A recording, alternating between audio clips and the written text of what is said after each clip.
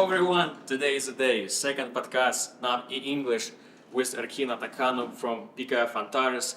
They do accounting, tax preparation, audits. It's gonna be really interesting. Let's go.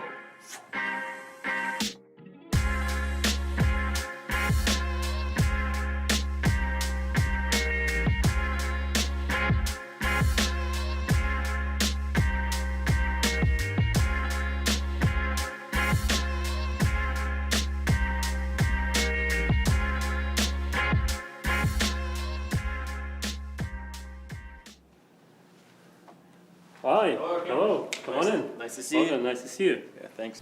How was your day? Pretty good. You? Good. Good. Wait. When I first saw your logo, PKF, I have a questions. What does that mean? Yeah, PKF is a more than 50 years old company. Really? Established in Europe. We are one of the only Canadian members. So we have 400 offices in almost 200 countries. PKF was established by 3 founders, and then it became more like a global accounting and consulting firm. Okay, nice. So tell me a little bit about yourself, like an elevator speech, super short. Yeah, my name is Erkin. I'm a managing director of PKF Antares. It's a fast-growing accounting consulting firm. Yeah.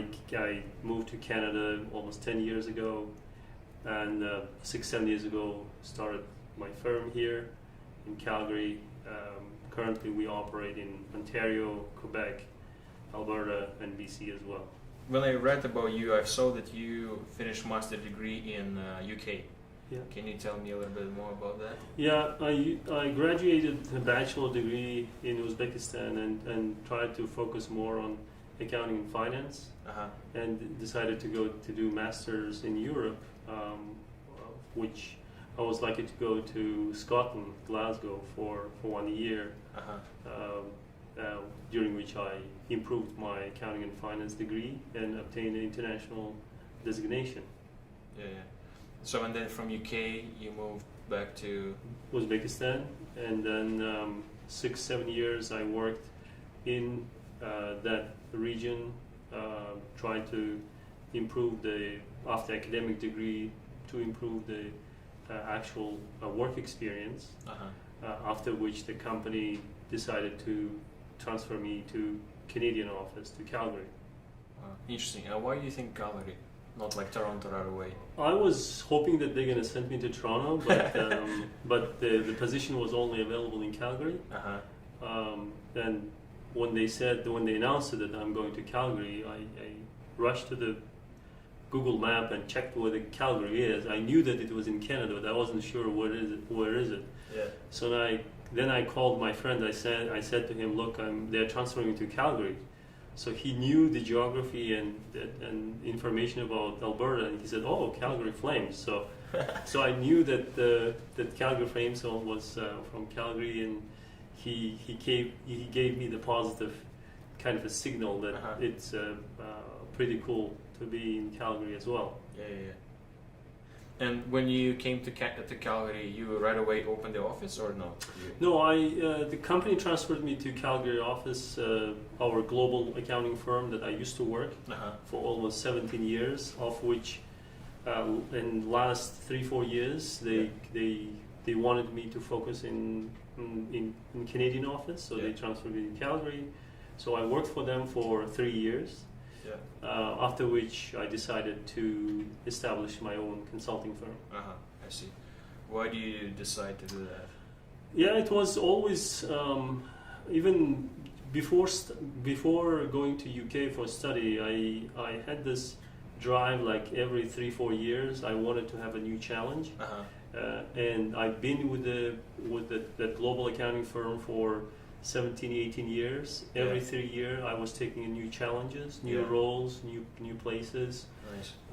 And after 3 years being here, I decided that I need to have a even more challenge. So it could be establishing my own firm and running it, and then see how it is running your own company, where you're not only responsible for delivering the project, but that overall running the firm, hiring, firing, growth. Yeah.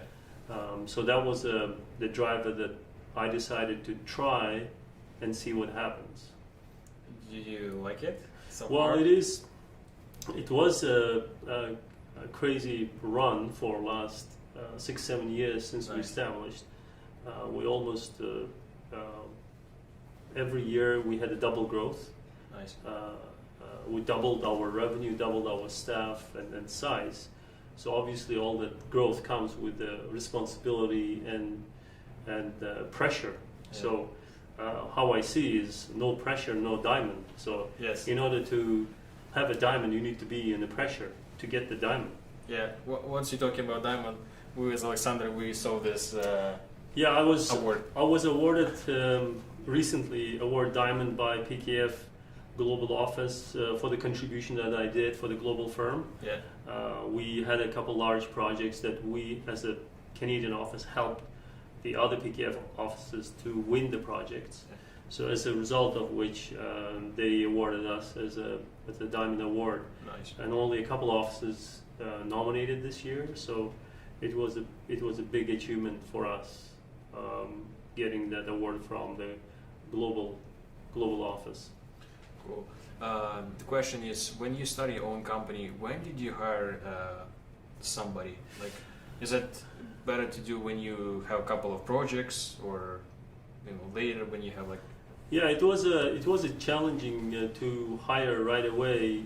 As any startup starts, usually it starts either from garage or from the basement. So I started from my basement. Yeah. So I had one laptop and had some idea what kind of service I want to do. And later on, we decided to get 1 or 2 more clients, more projects. Yeah. As you start getting busy Yeah. to add more staff, then you will start adding people. That time you need to be ready to share your revenue that you're earning Yes. with somebody else. That's interesting. So couple months or a year, you have to work almost no earning for yourself if you want to build a team. Okay. So that was kind of my vision, that in order to build the successful company, Yeah. you have to sacrifice. So at the beginning, all the income that we're earning, Yeah. everything was sent to employees, Yeah. and gradually more projects came along, and we started building every time one or two additional employees as we go forward. As I said, last 4 or 5 years we were doubling every year our revenue. Yeah. So which means that we were growing very fast, and then building up a team very fast as well. Yeah. When did you learn to build a team? Like, you have any? Like, what do you think? It is a trial and error. Yeah. The dealing with staffing is the hardest part of my role. Yes. It's always you deal with human beings, so everybody has their own way of thinking and logic. So that's the hardest part. Like, maybe every day I spend 20-30% of my time just on the staffing related matters. Yeah. Whether it's hiring, evaluation, promotion, and other things that will improve my team. If you take care of your people, people will take care of your business. So that's kind of a concept. If I want to have a successful business, the staff needs to be also successful. Yeah.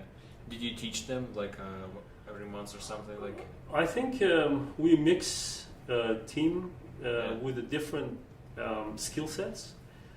So that allows me to delegate some of those points into different people. Yeah. If the person is good on teaching, we have a dedicated person who does the trainings. Oh, I see. If we have a technical person that focuses only on technical items, so because we have limited time during a day, I can't do everything myself. Yeah. So we have dedicated people in our team that takes care of certain key responsibilities. Okay. So what services or products do you offer? Like your firm? Yeah. So I like rule of 3. So that's why we split our business into 3 main streams, Yeah. which is accounting, tax is one stream, audit, and advisory. Okay. So accounting tax is mainly related to mid-market smaller firms starting from barber shop up to small manufacturing facility where they need accounting and tax help. So that's one stream. Second stream is audit. When larger firms are need to have audited financials, they're going to the stock exchange. So that's a second stream that we focus on. And clients are international, local, or listed in Canada or listed in US. So we have two types of clients in audit. And third one is advisory. Advisory is other consulting services that we do, forensic, internal audits, business transformation, those type of services that goes to the advisory team. Okay. You've talked about international clients. How did they find you?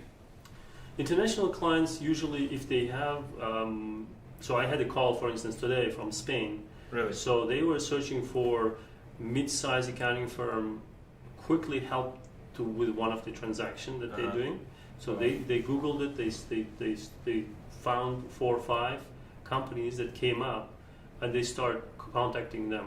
Nice. And I was proactive. I set up a call. I discussed with them. So, and they right away after the call they said, "Can you send me a contract?" Nice. So, I think in our generation, the digital marketing is very important. So that international firms need. The only way they can find you is through online. So because they don't have yellow pages that we used to have that they can find you. So, and also PKF network, we are very integrated member firms globally. So we refer to each other constantly at work. So we can utilize our skill sets and resources in different jurisdictions in the world. So yesterday I referred the work in Nigeria to our Nigerian office. A few days before, our New York office referred us another project in Edmonton.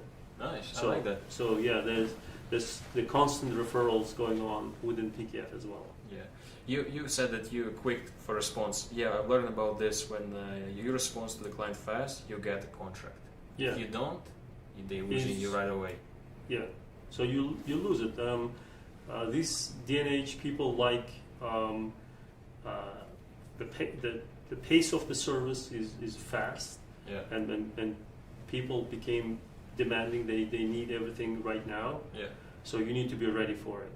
In order to do it, you need to have some system that captures that immediate demands coming from the market. So that's why we have dedicated person on the corporate development. So any request comes, so that client needs to get the signal that we are proactively following up. On the weekend, I got an email from California. The client is asking some work that they need in Canada. So within the 2-3 days, we set it up a meeting with client. The person flew in from California to Calgary, and we arranged a meeting. So all of those emails you handling on your own, or somebody? We have a triaging system that emails will triage depending on the topic. If it's more back office related, then it will go to the back office team, accountants or admin.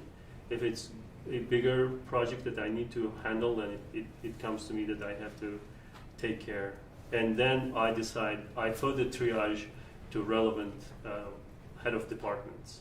Yeah. If it is audit, then it triage to audit department. If it's advisory, then it goes to the advisory team. Okay. Do you spend any money for advertising, or not really? Yeah, you have to. If you want to compete with your competitors and your customers, they need to know who you are. You need to do certain advertisements, and majority of advertisements we do in digital, in Google. So. Therefore, it's critical for in digital world people knowing what kind of services you're offering, where you're offering, and what's your core capabilities that you can offer. There's a risk that you may spend too much money, but ROI may be low. So we watch carefully on which advertisement is giving us a high ROI. So and then we depending on that, we tailor each advertisement to the specific narrow area that we'd like to be on the first page of Google, let's say. Yeah. So you basically also learn digital marketing too, right? You Little have to bit, understand. yes. Yeah. Where, it's an interesting question. What would you recommend yourself when you were 20 years old? Well, I think based on the trial and errors that I faced, I wish I would have read more books when I was 20, especially not the technical books that all accountants and finance people they usually they have to read and they have to pass those tests, but more on the leadership and the soft skills side. If I would have focused myself on those areas, maybe on certain errors that I did on selecting decisions, I maybe would have done a better, more correct selection on the path, on certain path. So what do you think it's important for business owner? What skills? Like maybe let's do top 3 skills. Yeah, I mean, again, I like rule of 3. So for rule of 3, I consider for successful business is competence, confidence, and calculated risk taking. So if you see competence, you need to know certain skill very good. Yes. Why the clients are coming, because you know that area. Whether you are welder, baker, accountant, lawyer, you need to know. You don't need to be a expert on all areas, but on the certain areas you need to be very good with, which describes you as a competence. Confidence that you need to be able to go to the market and present your service, give the confidence to your client and whoever you're serving that you are the one of the best provider of that service. And the risk taking is every business we face different type of risks every day, and you need to be able to take those risks, calculated risks, to overcome and convert that risk into success. So, for example, office it was a risk, right? When you a lease on the office or something. Office is a risk. New service offerings that we launched is a risk. Let's say the clients or countries that where we're going is a risk. So all the time we do those weighted decisions on whether it's worth taking that risk or not. Sometimes the return looks so good, but you may be all the business that you built could be vanished because you did one mistake. So that's why we learn to do diversifying our clientele, our staffing, markets, and service offerings, so that any ups and downs in the market, whether it's financial recession, COVID pandemic, etc., you still be able to pick up on other sides so that it will be balanced in your service offerings. So you talk about COVID. How was in COVID? It was easier for you or slower? Well, COVID actually helped our business to grow. So that's why every year we doubled it, even during COVID, because all our clients, they start moving to virtualization. So we used to have head office in Calgary, and we were planning to move our head office in Toronto because it's a financial center for Canada. But later on, we figured out that the clients are not paying too much attention for your head office because all the work is virtual anyway. So during COVID, actually the growth rate was much higher than on the previous years. Interesting. A lot of companies saying the same. When I've talked to Home Depot, they double or even tripled. Home Depot as well. Yes. A lot of companies. I don't know. It's interesting. Which qualities do you look for new employees? It's a hard question because, as I said, the staffing and resources is my biggest daily challenge that I deal with. Usually we are looking for, even with a professional accounting firm, we have to look into accounting and finance experience, but we usually look into attitude. Attitude is main your inner world, that how you deal with in any situation, but the skill I can build it. Attitude is so hard to change. So all the time on interviews we have certain tricky situations and points that we try to check the person's attitude, Yeah. so that even if the situation changes, the person's attitude stay positive to help to resolve the problem. Skills, we have a lot of skilled people that can teach the person on the missing skills, but attitude is so hard to change on the human being. Yeah, I agree. An important message to the young guys who want to learn something new, like skills, or want to build a business. What's the advice? Yeah, what I notice in the younger generation is they are spending less time on research and reading books on areas where they lack. So one of the advice would be focus more on getting better experience and expertise through books, because on each area you can find it, so many of them. And also, as the beginning I mentioned that you have to focus on certain area where you're good at, and only stay focused on that. With all these social media apps, etc., most of the youth they don't have the attention, so which is causing them to switch all the time their focus areas to different things, and not being able to achieve a higher results on one area of their interest. So whatever business you do, I would recommend the younger generation to focus on one, and be an expert on that, and then build on that further and expand and diversify if needed. So that would be one of my suggestions. Yeah. What is your, I don't know if you want to share it, what is your personal goal or the company goal? You want to like grow just the profits? You focus on that, or like? No, we never.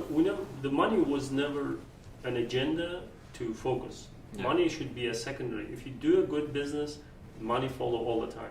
Yeah. So our vision was to build, let's say, Canadian-based accounting firm that helps the mid-market with their services. Yeah. So we'd like to be a substitute to the large accounting firms, where we could be substitute. So if for the smaller firms where they cannot afford expensive consultants, we could be there to help them to solve their challenges. So our goal is to be a top mid-market trusted advisors for the mid-market firms, for the mid-market clients, and be a substitute for the large accounting firms in Canada. Second vision that we have is we're trying to have a social hat as well. So helping the businesses is one, and we have a social responsibility as well. On the social responsibility, we are trying to be a platform for newly immigrants to help them to establish their career in Canada. So if you see 90% of our employees, they are newly immigrants. Most of them, 90%, it's their first job in Canada. And they're staying with us and they're growing with us, which is the biggest my success story, that our firm became a platform for some of the families to get the job and build their families in Canada, using our office as our firm as their platform to grow. Nice. So like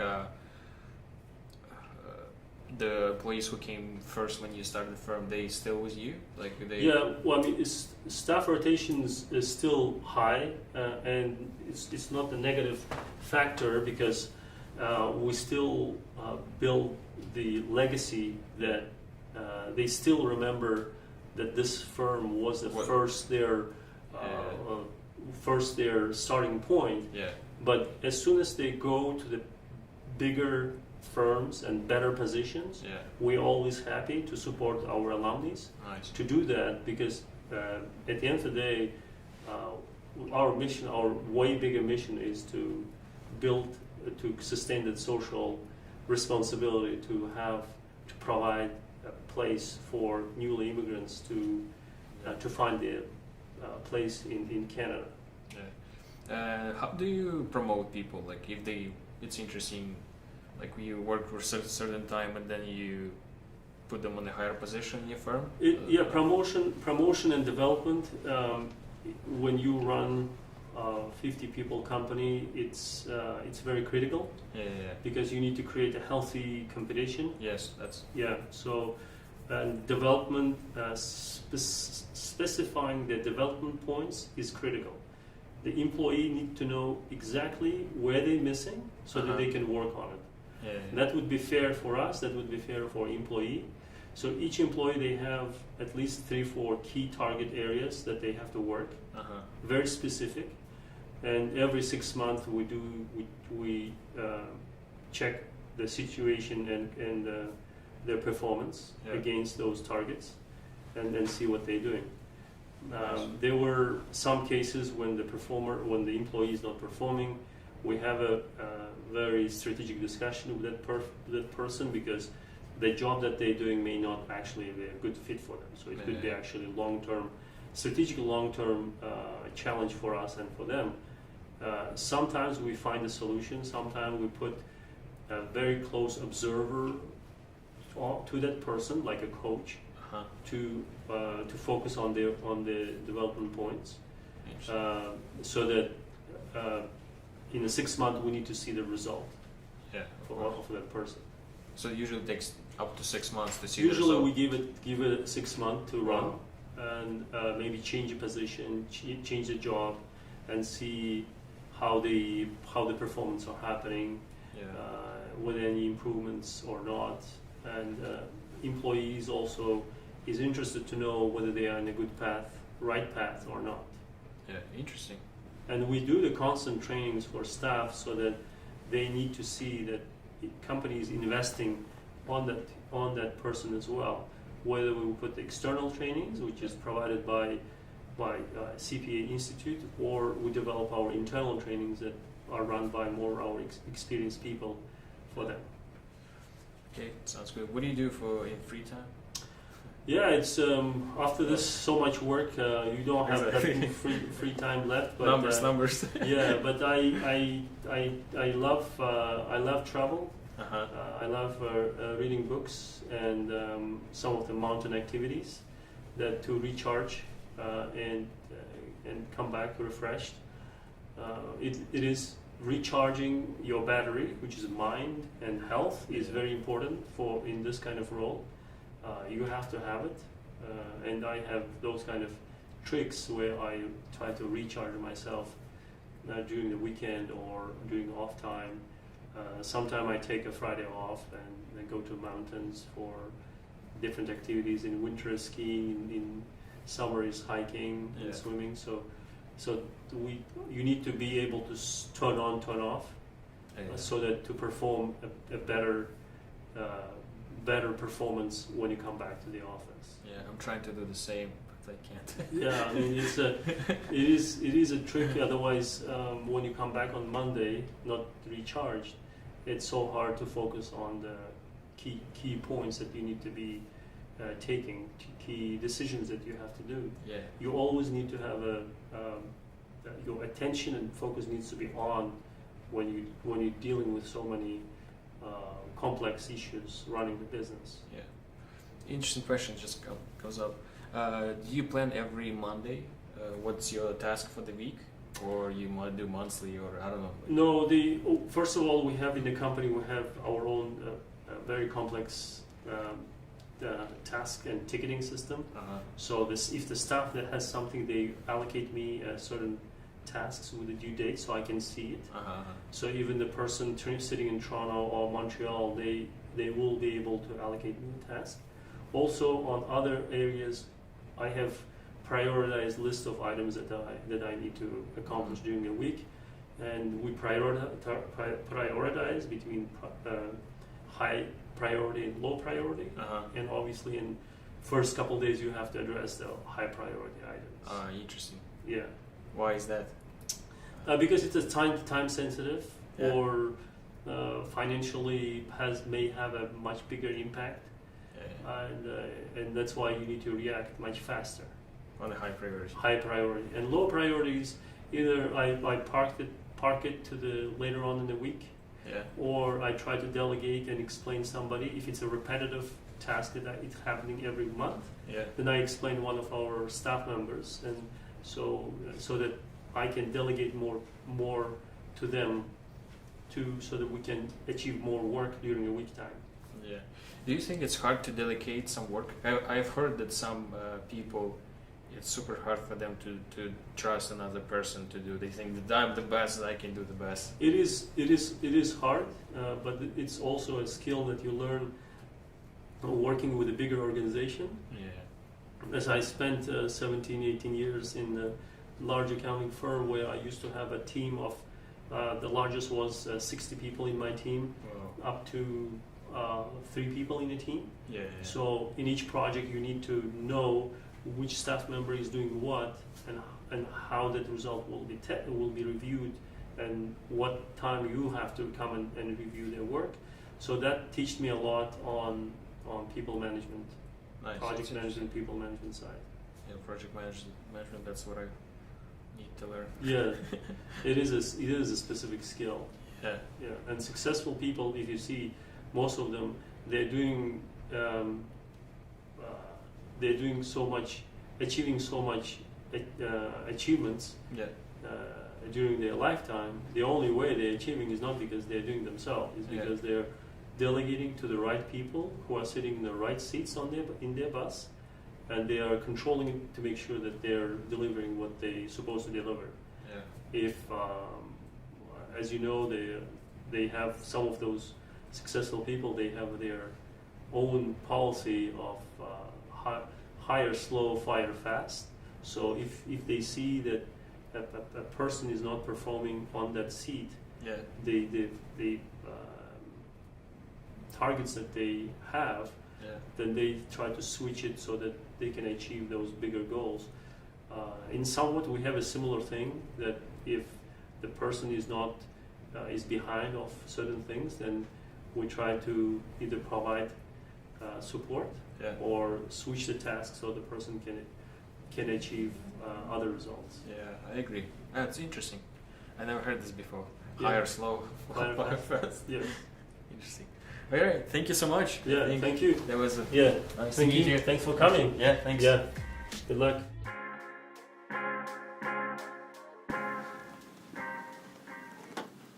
Yeah.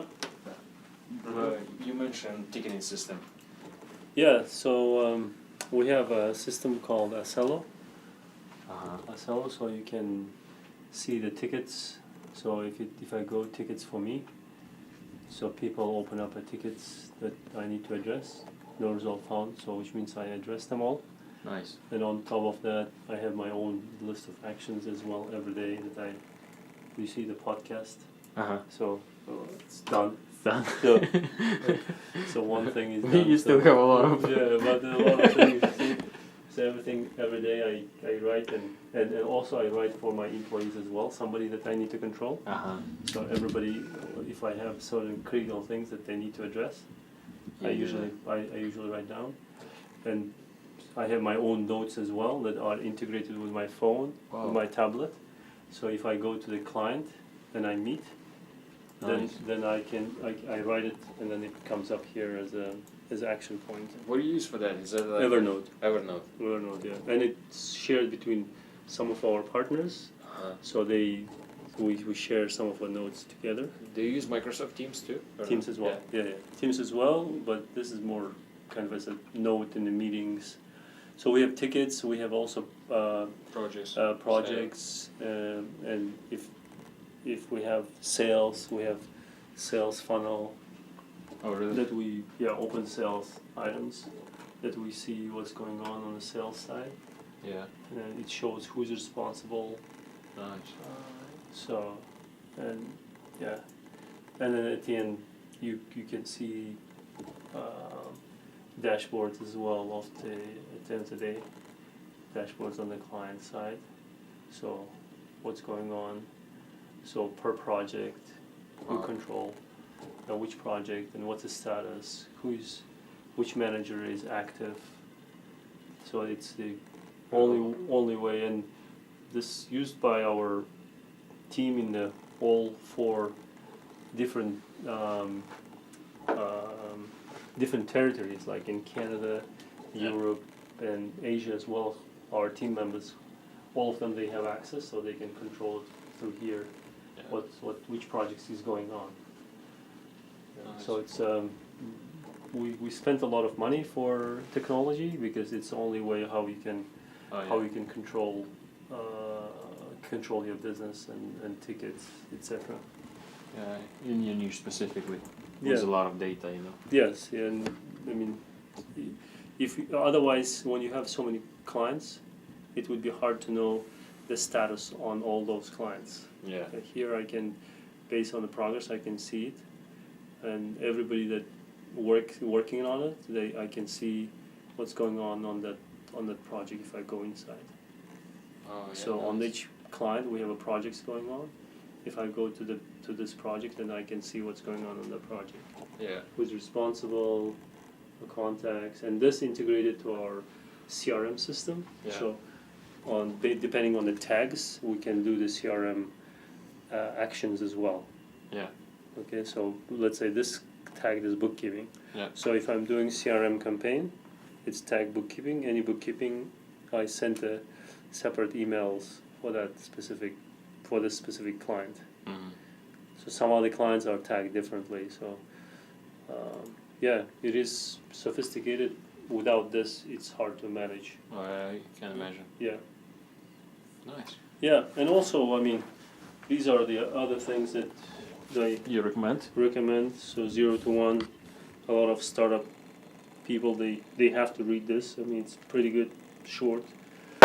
Execution is another one, how to focus on the execution. Build to last, this is another one that I like. It has Nice. a lot of recommendation on how to successfully manage the business. So Jim Collins is very popular on this type of books. Alexander. You have to remember Yeah. that. And me too. Yeah. More readings for More us. readings, yeah. I mean, No that- social media, more more readings. readings. And more boxing. Yeah. Thanks a lot. Yeah. Interesting. I hope you enjoyed it. Yeah, me. Yeah. Very. Yeah. Guys, we've decided we have a crazy idea. We're gonna give away this book. Erkin, we're gonna give away. What you need to do is just follow our YouTube channel, Kobza Podcast. And Erkin, what they should do. So I think the campaign should be whoever gets the best idea on how to promote our accounting business in YouTube. Yeah. And provides you with the comment on the coolest comment on how to promote our YouTube channel will get this book. Yeah. So I'll give it to you, Yeah. and then you will share it with your followers. Exactly. Whoever will give you a best idea, and then you have to share that idea with me as a winner. Yeah. We will also be participating on this our social input in the environment. Yeah. Sounds good. If you're from Calgary or Edmonton or Red Deer, I will deliver personally. If it's gonna be like Toronto, Vancouver, we'll send it to We'll you. ship it. Yeah, exactly. Yeah. All right. And you can read it first yourself. Exactly. Thank you a lot. It's Okay. interesting. Nice. Yeah. Okay. That's cool. Yeah. See you in the next podcast. yeah? Exactly.